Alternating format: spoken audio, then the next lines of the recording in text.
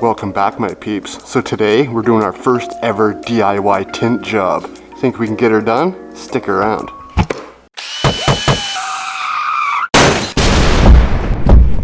So the windows we're going to be tinting today are located in our 2019 Mercedes Sprinter van, which we are converting into a 4x4 roaming home that we can travel the continent with. And the windows that we're going to be tinting today, right here, right here, right here, and this window right here. And the main reason for tinting these windows, well, the first one is privacy. So if we're sitting here working away, or we're sitting at our table eating dinner, or even say that van's just a rockin', we're gonna have the privacy of not worrying about people easily being able to see inside the vent. Number two is actually insulation. So we went through all the work of putting our ceramic lizard skin to stop heat transfer through the metal. Then we went and put our thin slate in, which is sound deadening and insulation. And then we put these huge windows in the back of this vent. And that takes away from all insulation pretty much, because the sun just comes directly through there, heating everything up in its path. So we've chosen window tint, in which is proven to let less UV light come through the window, which slows the amount of heat coming through and also the heat transfer from outside of the window to the inside of the window. And although we are going to be tinting all 4 of these windows in the van, for this video we're going to do this specific window right here, and then all the rest are going to be done exactly the same. And I chose these rear windows because of the fact, if you look at them when we open the door, you'll see that they have quite the curve to them, almost like a bubble. So if anything, these are going to be the hardest windows to do, so it's probably the best ones to show you what we're doing with them. Now before we get started, let's go through a few of the tools you're going to need to be able to tint your own windows. First thing you're going to need is a good knife, and the key to this is the blade on the knife itself is stainless steel. Majority of the box cutting knives you buy will be a carbide edge, and if you use carbide on your window, you're going to end up scratching it, so use a stainless steel blade. We're going to need a couple squeegees. So this is our main squeegee. It's really flexible and pliable. Then we're going to need what they call a blue card. It's still flexible, it's just a little more solid than our actual squeegee is itself. And on the other end of our card, it also has this foam edge on it, which we'll show you moving forward what that's all about. Next we're going to need some Scotch-Brite. So I bought the non-scratch type Scotch-Brite. We're going to need some lint-free towels. We're going to need a heat gun. We got the Super Stripper 1500, some tearless baby shampoo, and a water bottle that we're going to put the water and the shampoo inside of. And of course, we're going to need the tint itself. I do agree with a high quality tint. This way we know over the years to come, it's not going to lift, peel, air bubble, or fade, which is the biggest one with the low cost tints you can buy. And with all that in place, we're now ready to start tinting our window. So the first thing we're going to do is we're going to grab some window cleaner, and we are going to clean this window like you've never cleaned a window before. So you're going to want to do this on the outside of the window as well as the inside of the window. So now that you've scrubbed with your Windex and your paper towel as much as you could, no matter what you do, you're never going to get it lint free with this. So we're going to take our water bottle and our baby shampoo. We're going to fill this bottle up, and then just put 5 or 6 drops of baby shampoo in, just enough to give it a slippery feeling. Then we're going to take our spray bottle, and we're going to spray this window with the water and the soap solution, and just squeegee it off from middle, left, right, making sure you pull all the dust off of that window. Of course, not forgetting to do that to the inside of the windows as well. And once that's complete, there's only one more thing left to do, and that is clean it again. Haha, you didn't see that coming, did you? So now, we're going to spray it all down again, and we're going to Scotch-Brite pad it, just doing circular motions, scrubbing really hard to ensure we don't have anything left stuck to that window that possibly might not even be visible to your eyes. If there's anything there, it's going to leave a mark behind your tint, as well as potentially leave an air bubble. So make sure you scrub this good to ensure you're going to have a nice, clean, final finish.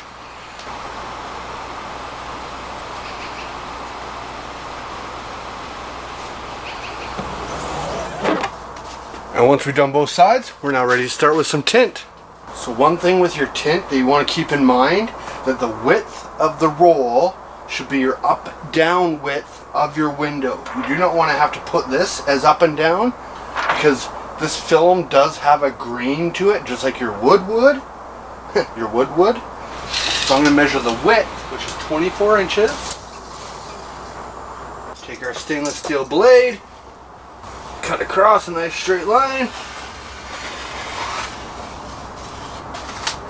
pull it away.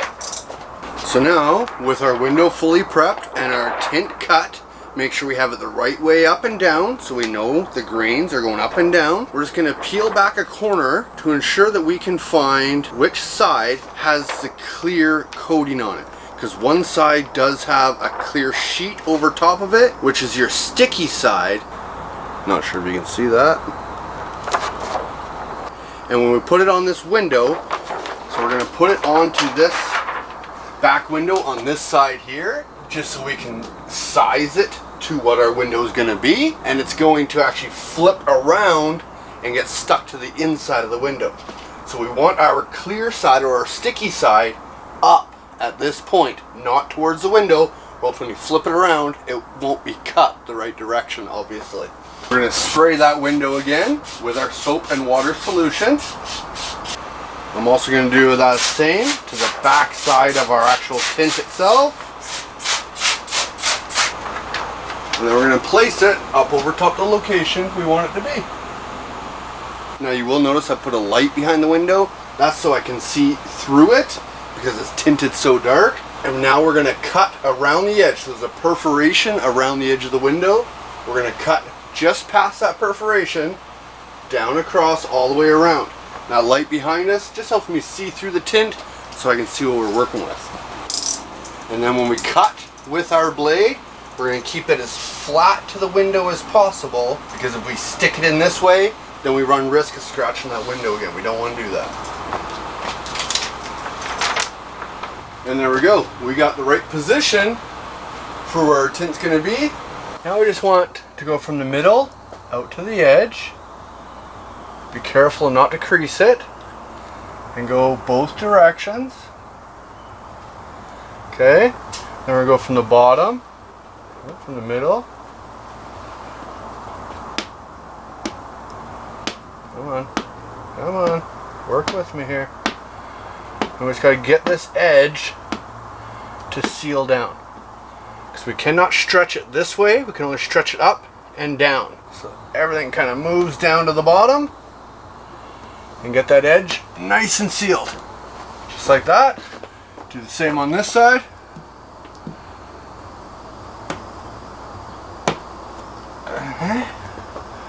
Pull it down.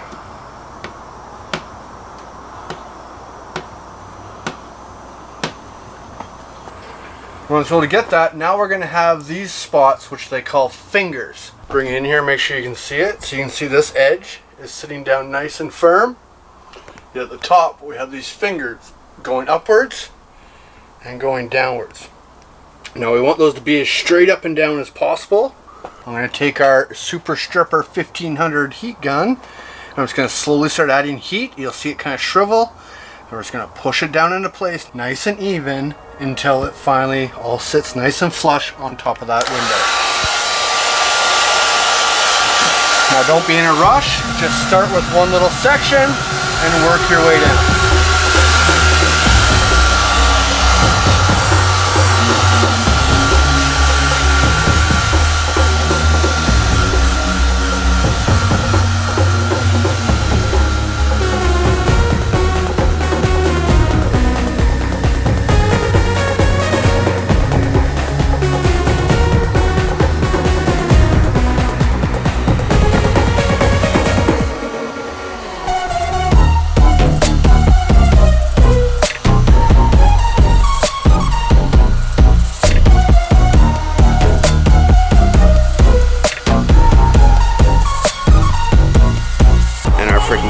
Overheating. Between the heat inside this place already and then the heat gun, the camera's not liking that so much. But I can't stop with tint. Once we're going, you just got to keep going nice and slow, but you can't really stop in between. But now that we got it all nice and flattened, we're ready to start peeling that protective coating off.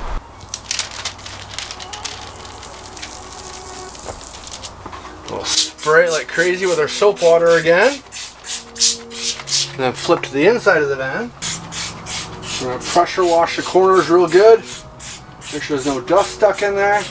Then I'm just going to take our tint from the other side of the window. And we're going to line it up to the inside of the window. Got a lot of solution underneath there to make sure we can slide it around a little.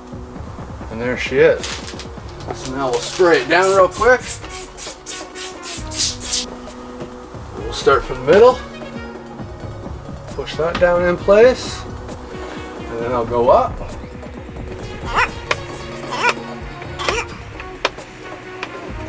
Now go down.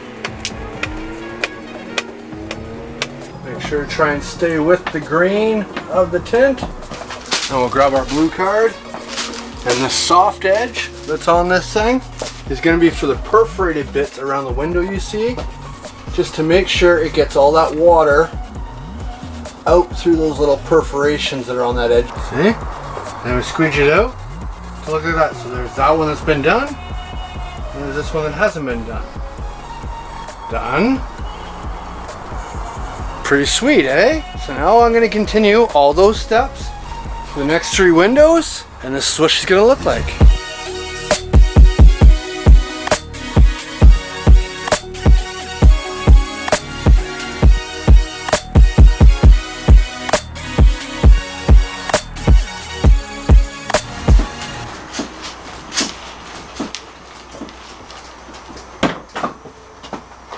What do you think of that? You can't see nothing inside there anymore. Sweet, right? Yeah. You can see behind me, if we go back to the original footage, what the windows look like, and of course what the windows look like right now. It really blocks out anybody able to see in, take those UV rays away so we're not getting so much heat through those windows.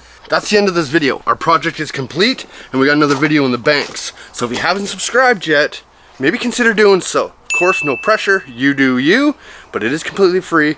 It does mean the world to me.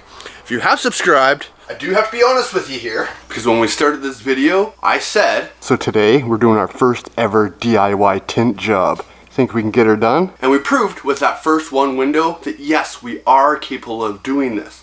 But I gotta be honest, it took me 4 or 5 tries to get that right. I didn't just go straight from grasshopper to teacher in one sheet of tint. It's not possible. This is a true skill that needs to be learned. And I'm sure after 20 or 30 windows and you get that technique right down pat, it'd be a pretty straightforward job. But I'm not looking to do 20 or 30 windows. I was looking to do 4 windows. So, to be honest with you, I ended up hiring in a professional that came right to our redneck shop and got the rest of the windows done for us. Just because by the time I went through all those windows, if I made any more mistakes, it would have been more expensive to do it myself. And this saved us a ton of time. And I'm honest with my peeps like that. You know what I'm saying? As well, one of the reasons that you're here and you guys have told this to me when I asked the question is you like the story. And well, this week we had quite the story because if you noticed, we missed a video last Sunday and I got a lot of private messages wondering why the heck do I not see a Dares Drives video this week, Jeff? What is going on? Are you okay? And yes, as you noticed, I'm totally fine. But the reason is if I take you around to the side of my house and you look at this part right here of the side of my house, it looks like absolute crap, doesn't it? A whole bunch of spray foam all over the place. Just made a disaster of the side of my house. Now, I didn't actually start recording this when it first started because I didn't think too much of it. Oh, there's another one. Look at that right there. They're still coming around, the little buggers. They're trying to find their way in any way they can still. Yes, that's correct. Bees. We got inundated with bees. So if you take a look right here, I did, once I spray foamed it, I did start recording it because thousands and thousands of these little buggers were flying all over the place. And look, Winston loves them. He eats them like spicy little jalapenos. It's crazy. He loves it. Even when they sting him, he doesn't care. He just goes back and eats another one. So as I was trying to keep him off the bees and trying to figure out a way to get rid of those bees, I made even more of a critical error by spray foaming it like you see there because yes, I sealed them out of the house, but guess what else we did? We ended up sealing them into the house. The guys that were already in couldn't get back out. And you know what that meant? They found a way into my house. As you can see, got him. He thought he could fly away from me. We got one right there inside the light. Excuse the mess here, but my basement is covered in bees. Look at that. There's another one. There's another one. Oh, you guys are way too dark. See? There's another one. They're just everywhere in my basement and I can't actually find the actual spot they're coming in. They're coming in from somewhere along here, but it's all sealed and insulated. And I don't really want to start pulling all the insulation out. I'm trying to build a van, not this frickin' project. There's another one. I'm telling you, they're absolutely everywhere. And it sucks because I'm being very cautious to do my laundry now because I don't want to pick up any laundry and end up getting stung. I don't even know if I'm allergic. I've never been stung by a bee. Not once in my life have I ever been stung by a bee. My mom was like deadly allergic to them. Myself, I don't know. I'm sure I could get a test, but that'd create more time, right? Time that we don't have right now, my friends. Wanna go outside? Leave the bees alone. And Winston likes to eat the bees like they're candy. Like spicy jalapenos is what I like to say. He loves them. And I will admit, originally I was doing the catch and release program. I was catching them inside the house, bringing them outside, throwing them away, letting them fly, go find another home, telling them to tell their friends to stop coming to my house. But that didn't work. They kept coming back. They actually started chewing through that spray foam so they get back to their nest. So the time had come. I talked to my neighbor, right over here, who has a honeybee farm, as you can see right there. So yes, there's constantly thousands of honeybees flying around his backyard. So I gave him a sample of one of my bees and says, "Is this yours? Are they coming to my house now?" And he looked at them. They had an orange stripe on them, I guess, so they're just standard bumblebees. Orange banded bumblebees, he says. And they're not extinct, they're not in danger. So the time had come, I'm sorry, I had to start killing them. This might be a little hard. I know I didn't want to do it either, trust me, but it had to happen, my friends, because when I came home one day, I bet you there was 300 bees throughout my house, to the basement, to the bathrooms, to all the way upstairs to the spare bedroom. It was absolutely insane. It was for the dog. The dog likes them too much, and I had to stop him from eating them, and we had to take care of business, my friends. So I decided I had to take care of that instead of putting our video out last Sunday. Nope, haven't been battling bees in my house at all. Not one bit. Do you forgive me for not having a video now? So now you know what happened. Good? Good. So with that being said, thank you for subscribing. Maybe hit that like, give us a comment, and of course, as always, we will see you next Sunday. Perfect.